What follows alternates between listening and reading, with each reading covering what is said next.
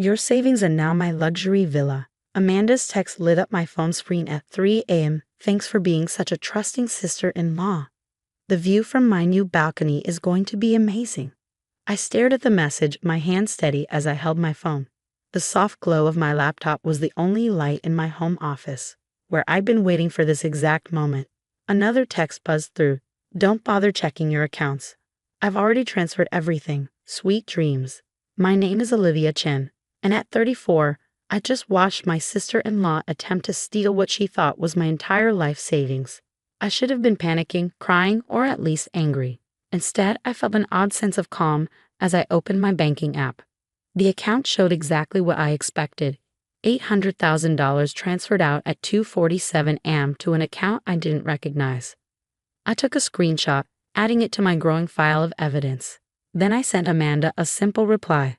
Thanks for letting me know. I could almost picture her face as she read my response, her smug smile faltering just slightly at my lack of distress. She'd been planning this for months, probably expecting hysterical phone calls or desperate pleas. Instead, she got 2 words and radio silence. What Amanda didn't know was that I'm a forensic accountant. I spend my days tracking financial fraud and helping clients protect their assets. More importantly, she had no idea that the account she'd just emptied was a carefully crafted trap, set up 6 months ago when I first noticed her unusual interest in my finances. It started with casual questions at family dinners. How do you manage your money, Olivia?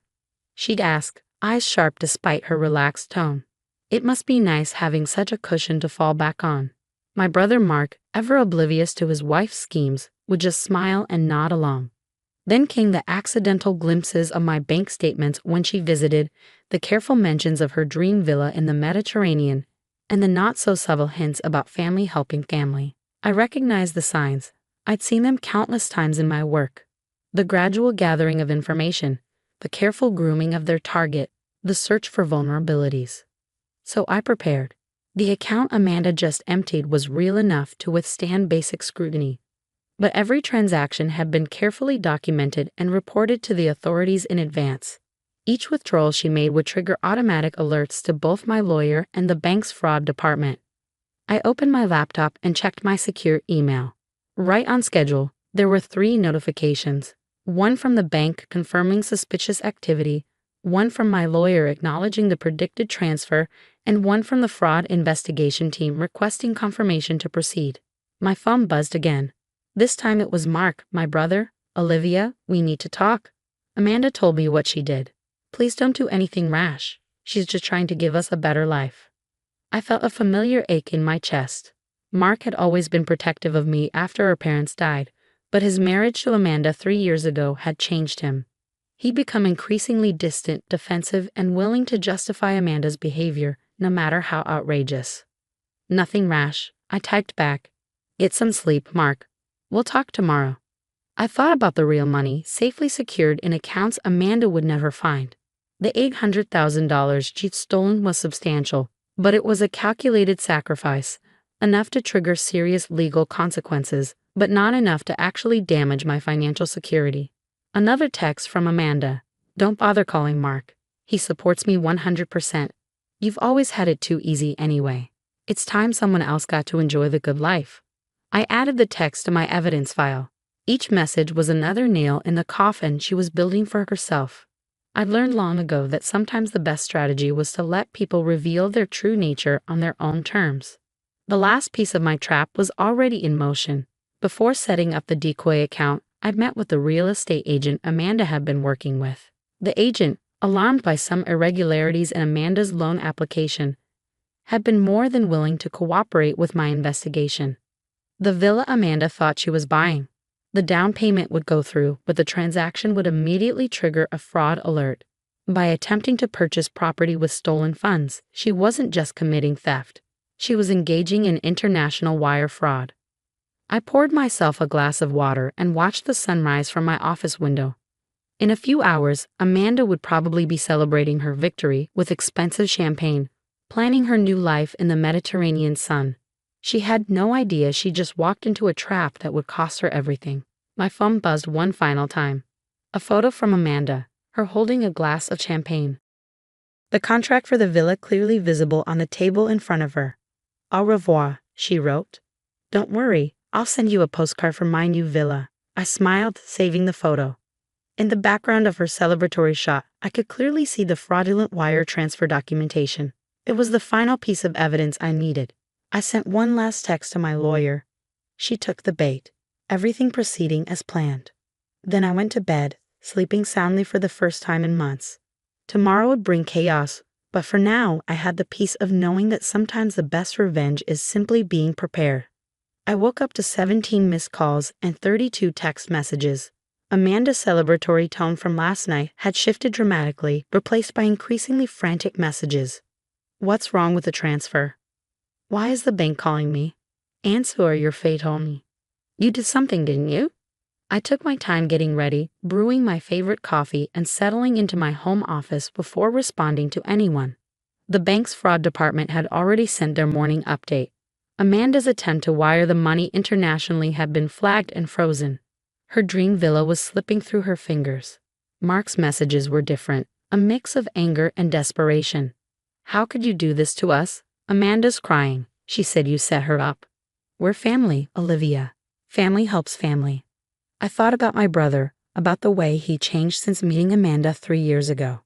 He'd gone from my protective older brother to someone who enabled his wife's worst impulses, all in the name of family. At exactly 9 a.m., I called my lawyer, Sarah Douglas. Good morning, she answered, sounding pleased. I assume you've seen the notifications. The bank's fraud department is building quite a case. What's our next step? I asked, taking notes as she outlined the proceedings. The bank had frozen not just the stolen funds, but all of Amanda's accounts. The international wire transfer attempt had triggered multiple fraud alerts, and her previous financial activities were now under scrutiny. She's been busy, Sarah noted. The bank found evidence of other suspicious transfers. Looks like you weren't her first target, just her biggest. That didn't surprise me. In my work as a forensic accountant, I learned that financial predators rarely started with big scores. They built up to them, testing boundaries and perfecting their techniques. My doorbell rang at 10:30 a.m. Through the security camera, I saw Amanda standing there, makeup perfect but her designer outfit slightly disheveled. Mark hovered behind her, looking uncomfortable. I opened the door but blocked the entrance. Yes. How dare you? Amanda hissed, trying to push past me. You ruined everything. The bank froze all our accounts. The villa seller is threatening legal action. This is all your fault. I stayed calm, remembering the security cameras recording every moment. My fault. You tried to steal my savings, Amanda. Did you really think I wouldn't notice? Notice? You trapped me. She was practically screaming now. You set up that account on purpose. You wanted this to happen. Amanda, I said quietly, you just admitted to stealing my money. On camera, would you like to confess to anything else while you're here? She stepped back, finally noticing the security cameras. Mark put his hand on her shoulder, trying to pull her away. Olivia, please, he pleaded. We can work this out. Just tell the bank it was a misunderstanding. I looked at my brother, really looked at him. The confident, protective older brother I'd grown up with was gone, replaced by someone who would rather enable theft than face an uncomfortable truth. It's not that simple, I explained. The bank's fraud department is involved now. They found other suspicious transfers in Amanda's history. This goes beyond just me. Amanda's face went pale. You're lying. They can't look at my other accounts. They can when you attempt international wire fraud. Every transaction you've made in the last 7 years is being reviewed. Mark's hand dropped from Amanda's shoulder. Other accounts? Amanda, what is she talking about? But Amanda was already backing away, her carefully constructed world crumbling around her. This isn't fair. You had all that money just sitting there, and I needed it more than you did. The villa was supposed to be our fresh start. A fresh start built on stolen money? I shook my head. The police will be contacting you soon. I suggest you get a lawyer. As they left, I heard Amanda starting to cry, telling Mark none of this was her fault, that I was just jealous of their happiness. But I could see doubt creeping into my brother's expression for the first time. Inside, I found more messages waiting. The bank wanted to schedule a formal interview. The fraud department had uncovered transfers from at least 3 other victims. Sarah had already started preparing documentation for a civil suit. I sat down at my desk, pulling up the file I'd been building for months.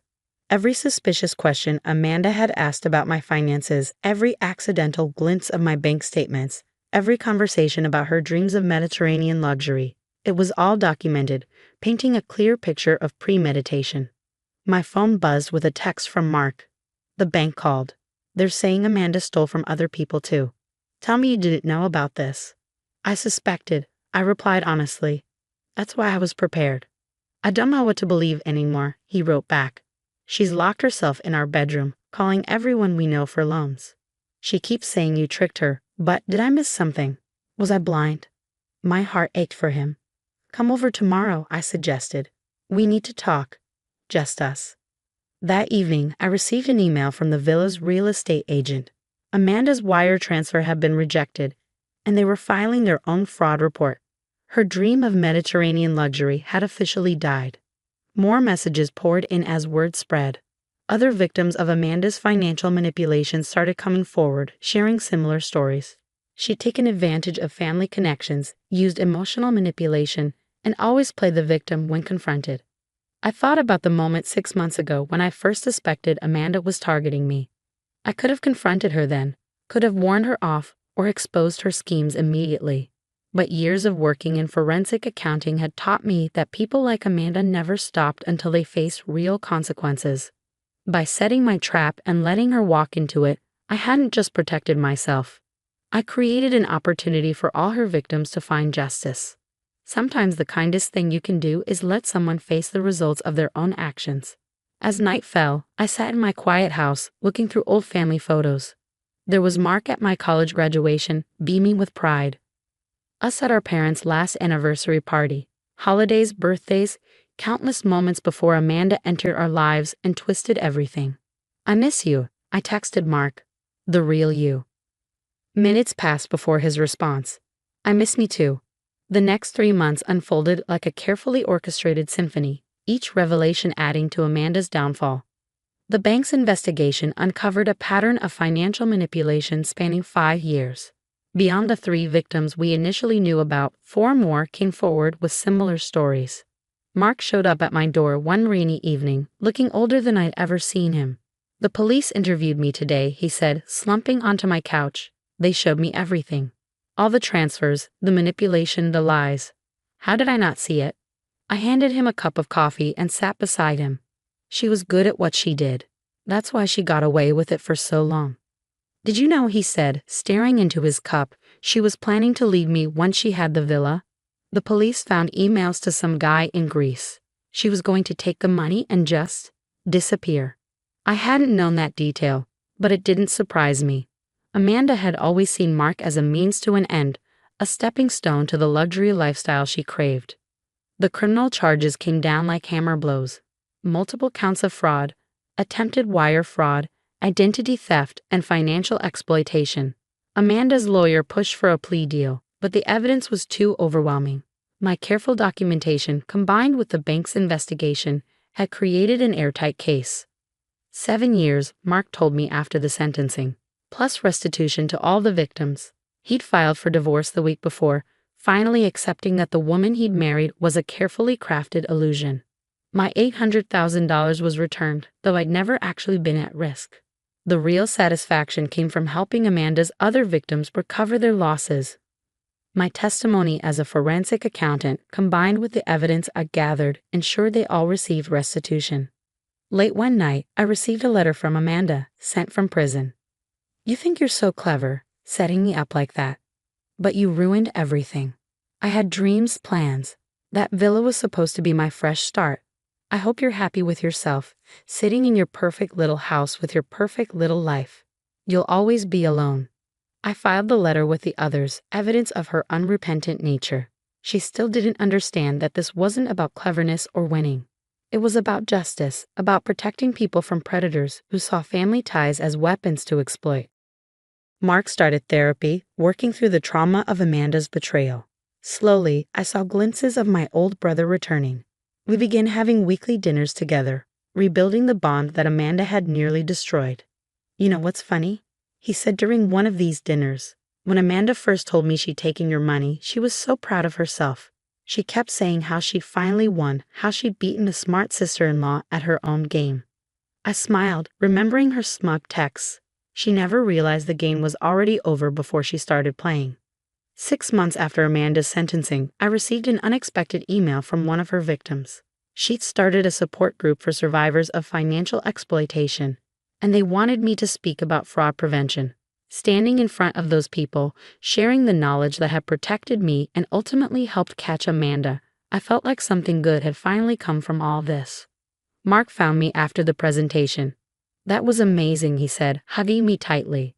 "Mom and Dad would be so proud of you." I hugged him back, feeling the strength of our restored bond. Amanda had tried to steal more than money. She tried to steal my relationship with my brother. In the end, she'd lost everything while we'd grown stronger.